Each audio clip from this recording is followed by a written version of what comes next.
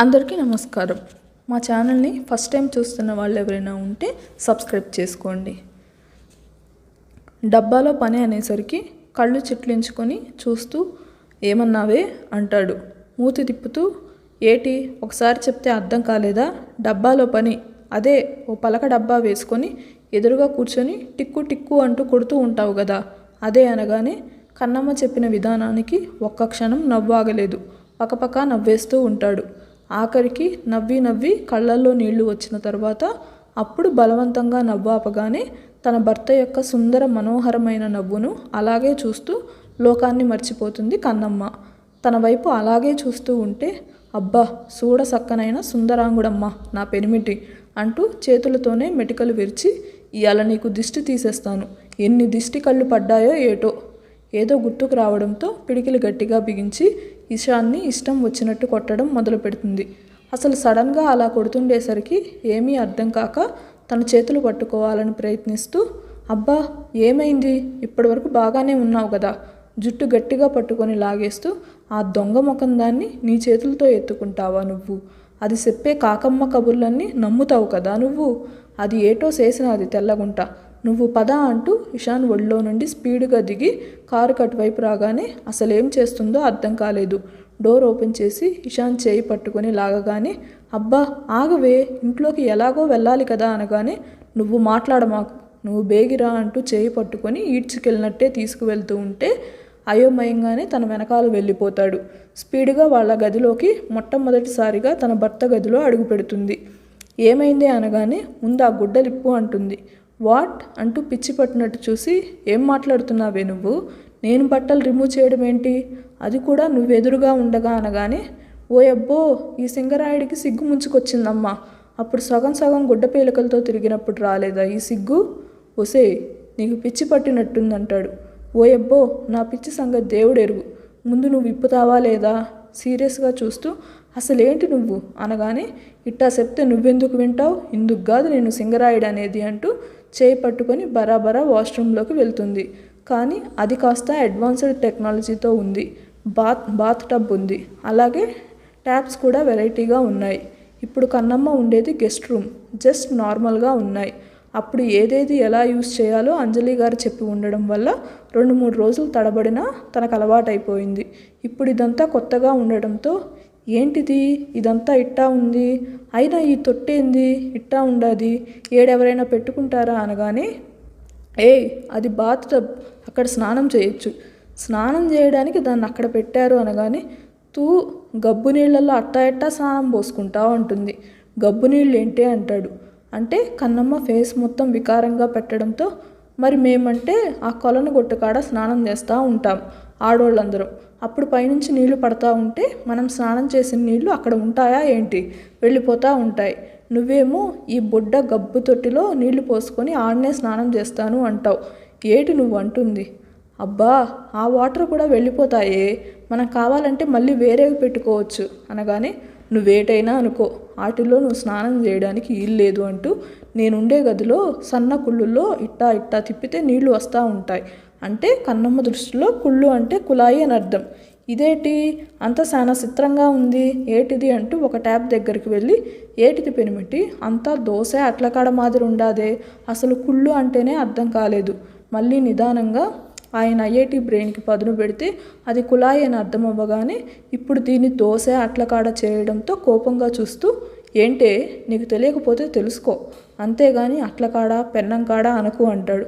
ఓయబ్బో నువ్వు అట్లకాడ కుళ్ళు పెడితే తప్పులేదు కానీ నేనంటే ఏటి తప్పు వచ్చినది అంటూ నడుముకు చేయి పెట్టుకొని తగువుకుపోతూ ఉంటే వెనక్కి వెళ్తూ వాల్ రావడంతో అక్కడే ఆగిపోతాడు. చూడు పెనిమిటి ఇది ఎట్టా తిప్పాలో చెప్పు, నేను అట్టాగే చేస్తా, ఇప్పుడు నీ ప్రాబ్లం ఏంటి అనగానే పాలు బర్రె అదేటి అనగానే నీకు దండమే తల్లి అంటూ నీకు వచ్చిన సమస్య ఏంటి అంటాడు. అదే అంటూ ముందు నీళ్లు రావాలా నాకు అని గట్టిగా అరవగానే ట్యాప్ ప్రెస్ చేస్తాడు. అంతే వాటర్ వస్తూ ఉంటే ఇషాన్ 2 చేతులు తీసుకువెళ్ళి ఆ కుళాయి కింద పెట్టేసి షోల్డర్ వరకు మొత్తం నీళ్లతో రుద్ది కడగడం మొదలు పెడుతుంది. షర్ట్ ఉన్నా సరే అసలు తనకు ఆ పట్టింపు లేదు. ఇషాన్ అక్కడే ఉన్న స్టూల్ మీద కూర్చోబెట్టి ఇంతకుముందు ఏదైతే బటన్ ప్రెస్ చేశాడో అలాంటిది ఇంకోటి అక్కడున్నవన్నీ ప్రెస్ చేయగానే అదేదో కుండపోత వర్షంలాగా ఒకసారి వాటర్ అన్నీ వస్తూ ఉంటే ఇషాన్ మాత్రం గట్టిగా అరుస్తాడు. ఏం చేసావే నువ్వు, వాటర్ చూడు ఎలా వస్తున్నాయో అనగానే కన్నమ్మ కూడా తడుస్తూ, నాకేటి పట్టింపు లేదు, నువ్వు గొడ్డలిప్పు మొగుడా అంటే లేదు అన్నావు కదా, అట్లాగే ఉండు అంటూ మొత్తం తడిచిపోతూ ఉంటే అక్కడికక్కడ రుద్ది పెడుతూ, ఇదిగో నువ్వు ఈ శరీరంతోనే కదా ఆ తెల్లగుంటను ఎత్తుకొని పోయావు, అందుకే పాపం తగిలింది నీ ఒంటికి, అందుకే ఒళ్ళు మొత్తం శుభ్రం చేస్తూ ఉండా. ఆ మాటకు ఆశ్చర్యంతో కళ్ళు పెద్దవిగా చేసి చూస్తూ, ఏంటే ఇలా కూడా చేస్తారా అనగానే, ఒకళ్ళ సంగతి నాకు తెలవదు, ఈ కన్నమ్మ మాత్రం ఇట్టాగే చేస్తుంది, ఏదైనా వస్తువైనా మనిషి అయినా నాది అనుకోనంతవరకే, ఓ పాలే అది నాది అనుకుంటే దాని మీద హక్కులన్నీ నాయే, అది వస్తువైనా ఈ పెనిమిటైనా నా ప్రాణంతో సమానం, నా ప్రాణాన్ని ఇంకొకటి పట్టుకుంటే నేను ఊరుకుంటానా అంటుంది. అంతవరకు గోల చేస్తూ ఉన్న ఇషాన్ ఎప్పుడైతే కన్నమ్మ తన్ని ప్రాణంతో సమానంగా చెప్పిందో మొత్తం తడిచిపోతూ ఉన్నా కూడా క్షణం కూడా రెప్ప కొట్టడం మర్చిపోయి తన వైపే చూస్తూ ఉన్నాడు. మొత్తం రుద్ది చేతులు, వీపు, ముఖము నీళ్లు మళ్ళీ బకెట్లతో కూడా పట్టి పోసేసి తను తడిచిపోతూ ఉంటే, ఇగో అట్టాగే శిలా విగ్రహంలాగా నిలబడకుండా బేగి తల తుడుచుకో, నేను ఇప్పుడే వస్తాను అనేసి మెల్లిగా ఫ్లోర్ మీద జారకుండా జాగ్రత్తగా గెస్ట్ రూమ్లోకి వెళ్ళి తను కూడా ఫ్రెష్ అయ్యి గబగబా కిచెన్లోకి వెళ్ళి వేడివేడిగా టీ రెడీ చేసుకొని వెళ్తుంది. తను వెళ్ళేసరికి ఇషాన్ అప్పుడే డ్రెస్అప్ అయ్యి తల తుడుచుకోకుండా మొబైల్ చూస్తూ ఉంటే గబగబా వెళ్ళి పెనిమిటి అంటూ గట్టిగా అరవగానే ఒక్క క్షణం దడుచుకొని చేతిలో ఉన్న మొబైల్ కింద పడేస్తాడు.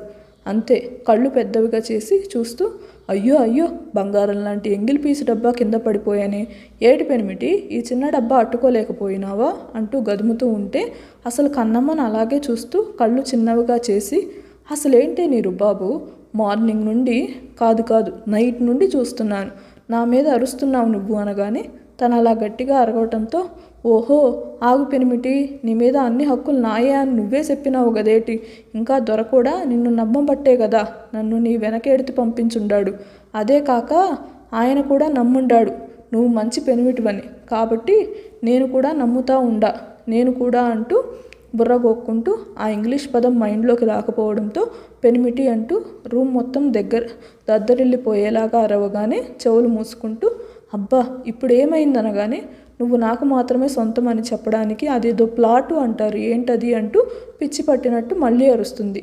తన అరుపులు తట్టుకోలేక చేతిలో ఉన్న కప్పు తీసుకొని పక్కన పెట్టి, నీకు మెంటల్ ఎక్కిందే, అందుకే ఇలా అరుస్తున్నావు, ఇప్పుడు నీకేం గుర్తు రావాలి అనగానే, చెప్పినాను గదేటి నువ్వు నాకే సొంతం, అదేటంటారు ఆ ఎంగిల్ పీసులు అది చెప్పు అనగానే, ఓన్ ప్రాపర్టీ అంటాడు, అదే ఆ పట్టుపరుపే నువ్వు, ఓసీని అది పట్టుపరుపు కాదే ఓన్ ప్రాపర్టీ అనాలి అనగానే, ఏదో ఒకటి నువ్వు నా పట్టుపరుపే కాబట్టి ముందు ఆ టీ తాగు కాస్త బాగుంటుంది అని కింద పడిన మొబైల్ అటు ఇటు తిప్పి చూసి డ్యామేజ్ ఏం కాకపోవడంతో ఊపిరి పీల్చుకొని, బంగారం లాంటి డబ్బా ఊరికే బుగ్గుపాలు చేస్తూ ఉండావు అనేసి దాన్ని పక్కన పెట్టి ఇంకొక టవల్ తీసుకొని, అసలేటి నువ్వు చిన్నపిల్లోడివి సింగరాయుడు మాదిరి సగం పనులు చేయ మాకు, ఇట్టా కూసో అనగానే టీ ఎక్కడ కింద పడిపోతాయోనని జాగ్రత్తగా కూర్చుంటాడు.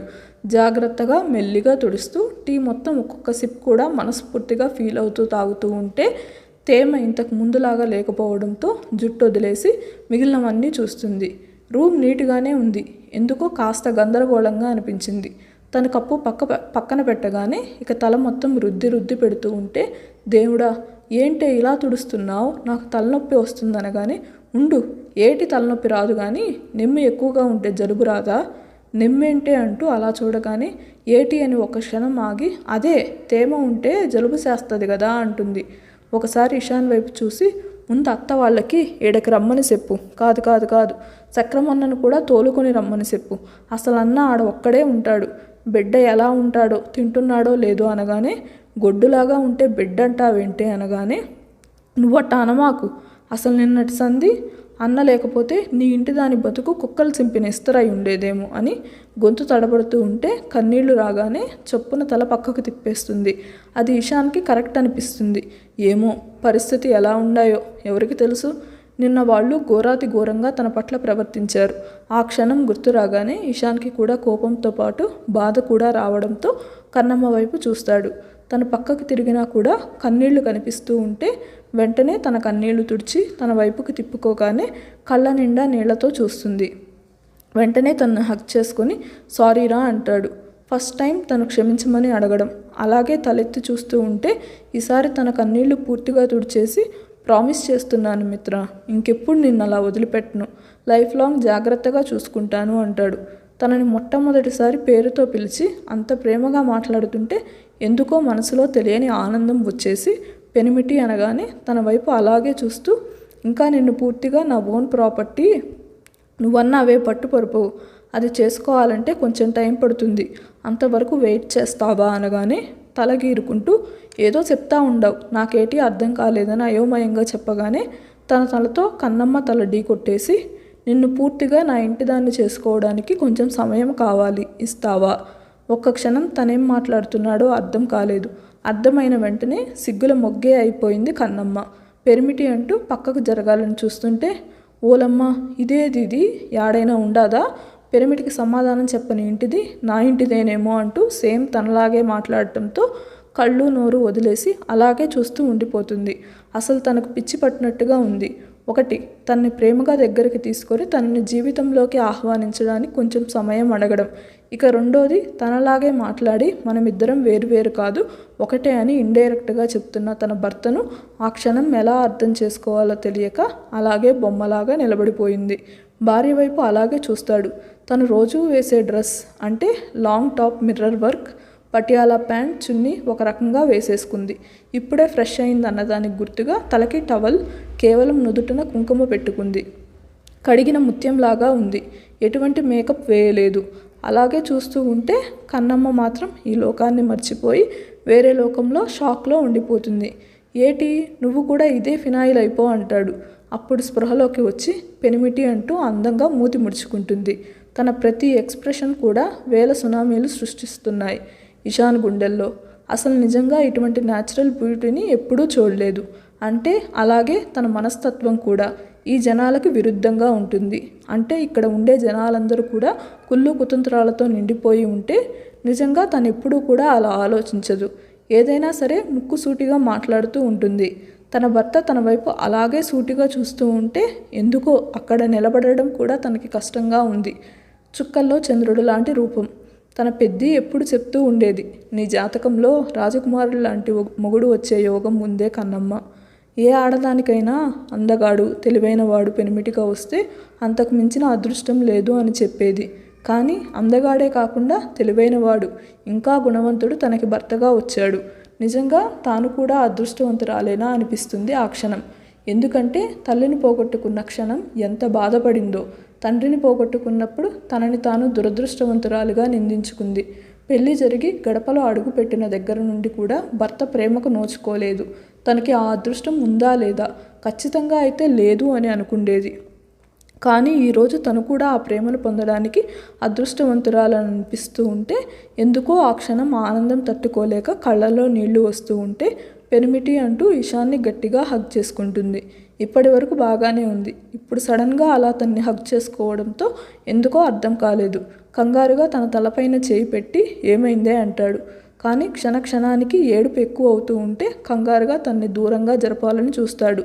అంతకంతకి తను దగ్గరికి జరిగి నన్ను ఒగ్గేయకు పెనిమిటి అంటూ ఉంటే దేనికో కంగారు పడుతుందని అర్థం చేసుకుంటూ మెల్లిగా తన వీపు నిమురుతూ మిత్ర అంటూ చాలా లో వాయిస్లో పిలుస్తాడు. అసలు తన పేరు మొట్టమొదటిసారిగా తనకి అందంగా వినపడుతూ ఉంటే తలెత్తి కన్నీళ్లతోనే చూస్తూ ఉంటే ఆ కన్నీళ్లు చూడగానే ఇషాన్ గుండె మెలిపెట్టినట్టు అయిపోయి 2 చేతులతో తన కన్నీళ్లు తుడిచేసి తలపైన ముద్దు పెట్టి అలాగే ఉండిపోయి, ఇవి చాలా విలువైనవి, ఎప్పుడూ కూడా అంత త్వరగా బయటికి పంపించకూడదు, అర్థమవుతుందా నేనేం చెప్తున్నాను అనగానే తన భర్త వైపు అలాగే చూస్తూ పెరిమిటి, ఇవి చాలా విలువైనవి, కానీ నా జీవితంలో విలువైన మనసుల్ని పోగొట్టుకున్నాను. అది నా అమ్మ అయ్యా. నీ ప్రేమను కూడా పొందుతానో లేదో కూడా తెలియదు. కానీ ఇప్పుడు చిన్న నమ్మకం వచ్చింది. నేను కూడా అదృష్టవంతురాలిని అని నా మనసుకు అనిపిస్తూ ఉంటే ఆనందంతో వచ్చిన కన్నీళ్లు ఇవి అంటుంది.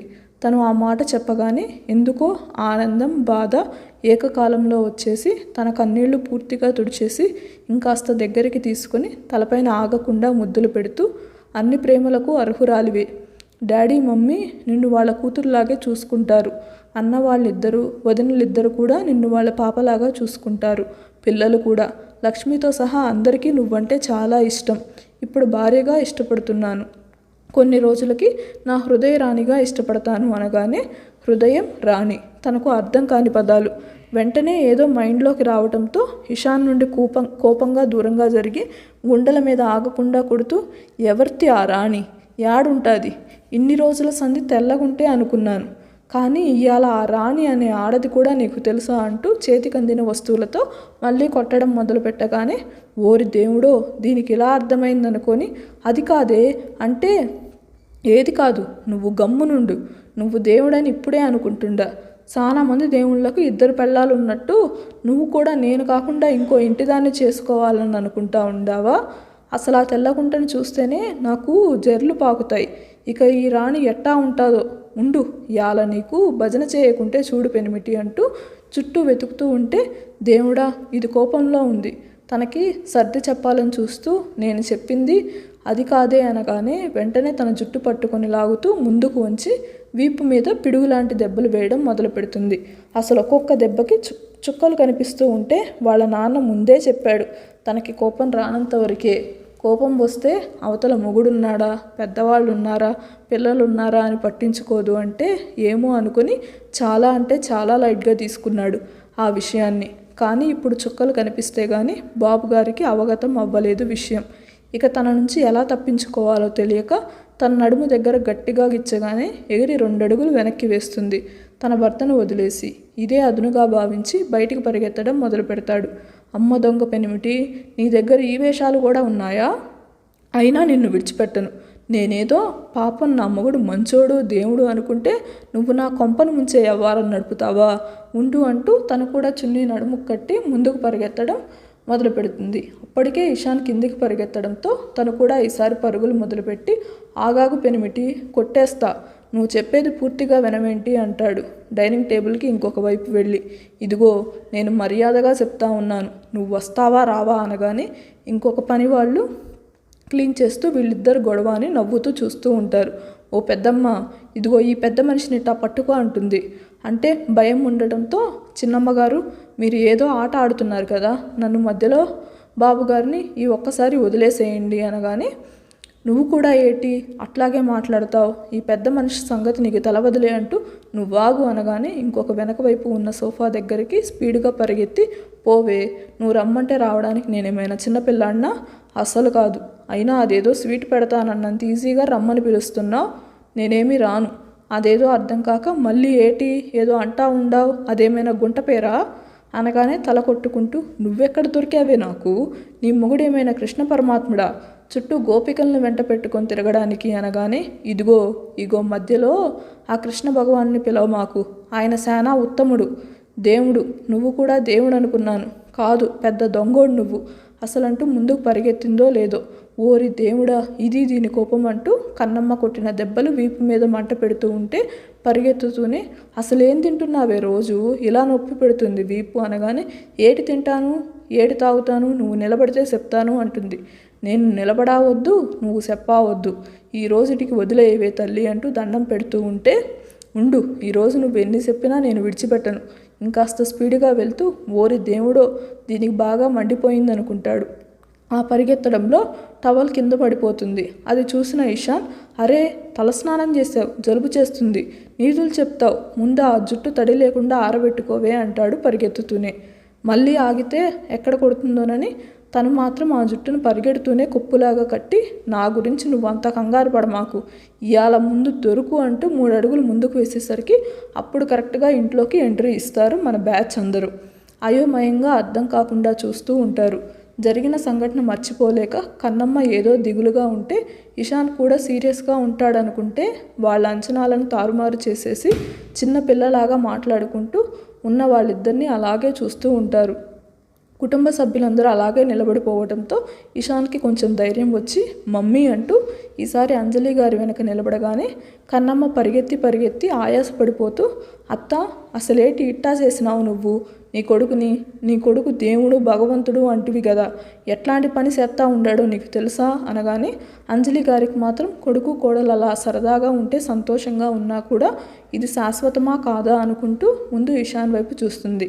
మమ్మీ ప్లీజ్, తెలుసా నేను చెప్పేది వినకుండా నన్ను కొడుతుంది అనగానే అశోక్ గారికి మాత్రం వీళ్ళు సంతోషంగా ఉన్నారు అని అర్థమయ్యి ఇంతకీ ఏమి ఏదో పని చేసి వచ్చావు అంటారు.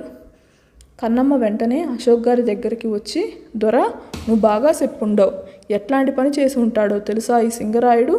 అశోక్ గారు ఆ మాటకి, ఇదిగో ఉంది కదా అంజలిదేవి గారు, ఆవిడ గారి పెంపకమే, ఆవిడని అడుగు అనగానే అంజలి గారు కోపంగా చూస్తూ, ఏంటి నన్నొక్కదాన్నే అంటారు, మీరే కదా చిన్నప్పటి నుండి నా బంగారు తండ్రి, నా కన్నయ్య, చివరన పుట్టినవాడు, ముద్దుగా ఉన్నాడు, బొద్దుగా ఉన్న వాడినేమి అనకు అంటూ నాకు చెప్పి మీరిప్పుడు ఇలా అంటున్నారా అనగానే, తన తండ్రి ప్రేమగా ఉంటాడు కానీ తన ఎదురుగా తను ఎప్పుడు ప్యాంపర్ చేయడు, అది తెలుసు ఇషాన్కి. కానీ తన తల్లి అలా చెప్పడంతో ఎందుకు గట్టిగా షాక్ కొట్టినట్టు అయిపోయి, మమ్మీ ఏమంటున్నావు, డాడీ అలా మాట్లాడతారా అనగానే, అలా మాట్లాడతారని మెల్లిగా అడుగుతావేంటి కన్నా, అందరినీ గారాబం కాస్తనే చేస్తాడు, నిన్ను మాత్రం నా దగ్గర చాలా ఎక్కువ చేస్తాడు. నువ్వు నిద్రపోయినప్పుడు నీ కాళ్ళు పట్టడం, నీ పాకెట్ మనీ అందరితో పాటు ఇచ్చేది కాకుండా మళ్ళీ సపరేట్గా నీ పర్సులో పెడతాడు. ఒక్కొక్కసారి నీ స్కూలింగ్ టైంలో హోంవర్క్ నువ్వు నన్ను చేయమని చెప్తే ఎక్కడ మీ డాడీ తిడతాడో అని నేను చెయ్యను అని నీతో గొడవ పడేదాన్ని. నువ్వు మాత్రం అలిగి బయటికి వెళ్ళిపోయేవాడివి. నైట్ మొత్తం ఎక్కువ టైం నిద్రపోకుండా మేల్కొని ఆ హోంవర్క్ చేసేవాడు మీ నాన్న. ఇలా ఒకటేమిటి, ఈయన గారి ఘనకార్యాలు చాలానే ఉన్నాయి. పైకి మాత్రం నన్ను అంటాడు గారాబం చేయొద్దని. నువ్వు నిద్రపోతుంటే చూసి మురిసిపోతూ ఉంటాడు. నా తండ్రి రాజా, నా బంగారు కొండ. ఎందుకో ఇషాన్కి కళ్ళల్లో నీళ్లు వచ్చేశాయి. తన తండ్రి స్ట్రిక్ట్గా ఉంటాడు, ఎప్పుడు ఫ్రెండ్లీగా ఉండడు అనుకునేవాడు. అంటే నార్మల్గా జనరల్ టాపిక్స్ అన్నీ మాట్లాడతాడు. ఇంకా క్లోజ్గా ఎందుకు నాతో ఎప్పుడు సీరియస్గా ఉంటారనుకునేవాడు. పరుగున వెళ్ళి తండ్రి కాళ్ళ దగ్గర కూర్చోగానే ఆయనకు కూడా కళ్ళల్లో నీళ్లు వస్తూ ఉంటే తల పక్కకు తిప్పేస్తాడు. డాడీ అనగానే ఈసారి కొడుకు ఎదురుగా చూస్తాడు. ఆయన ఒడిలో తలపెట్టుకున్న కొడుకు తలపైన ముద్దు పెట్టి బంగారు అంటాడు. కన్నీళ్లతోనే నవ్వుతూ, నేనేమి ఆడపిల్లనా అంటాడు. ఆయన కూడా చిన్నగా నవ్వేస్తూ, నాకు మీ అన్నయ్యలు ఇద్దరి తర్వాత ఆడపిల్ల కావాలి అని మీ మమ్మీ దగ్గర అంతా గొడవ చేసేవాడిని. కానీ తను మాత్రమే ఏం చేస్తుంది, కాకపోతే నాకు ఆడపిల్ల మా ఇంటి మహాలక్ష్మిలాగా తిరుగుతూ ఉంటే చూసుకోవాలని ఆశగా ఉండేది. నువ్వు పుట్టావు దొండపండులాగా, ఎంత అందంగా ఉండేవాడివో అంటూ ఇప్పుడు కూడా కొడుకు తలపైన ముద్దు పెడతాడు. అలాగే నవ్వుతూ చూస్తూ ఉంటాడు. నా బంగారం రారు నువ్వు, నిన్ను ఒక్క క్షణం చూడకపోయినా ఉండేవాడిని కాదు. అసలు ఆడపిల్ల పుట్టలేదని ఒక 10 రోజులు నిన్ను సరిగ్గా కూడా చూడలేదు నేను.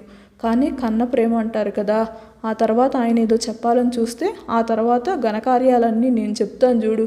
మొదటేమో నిన్ను అసలు ఎత్తుకోలేదు, ఆ తర్వాత నుండి అసలు దించేవాళ్ళు కాదు. నా బంగారం అనేవాడు. ఆడపిల్ల పుట్టకపోతేనేమి, అంతకంటే ఎక్కువ నా కొడుకని మురిసిపోయాడు. రాత్రి సమయాల్లో నీకు నిద్ర తక్కువ, నువ్వు ఇంకా వెదవవి తెలుసా, నిద్రపోకుండా కేరింతలు కొడుతూ ఉంటావు. ఇంకా మీ నాన్నగారు నీకు మాటలు చెప్పడం మొదలు పెడతారు. పేరెంట్స్కి ఎంతైనా సరే చిన్నవాళ్ళ మీద కాస్త ప్రేమ ఎక్కువగా ఉంటుంది అని ఎందుకో చెప్పలేం. ఈ వీడియో కనుక నచ్చితే లైక్ చేసి మా ఛానల్ని సబ్స్క్రైబ్ చేసుకోండి.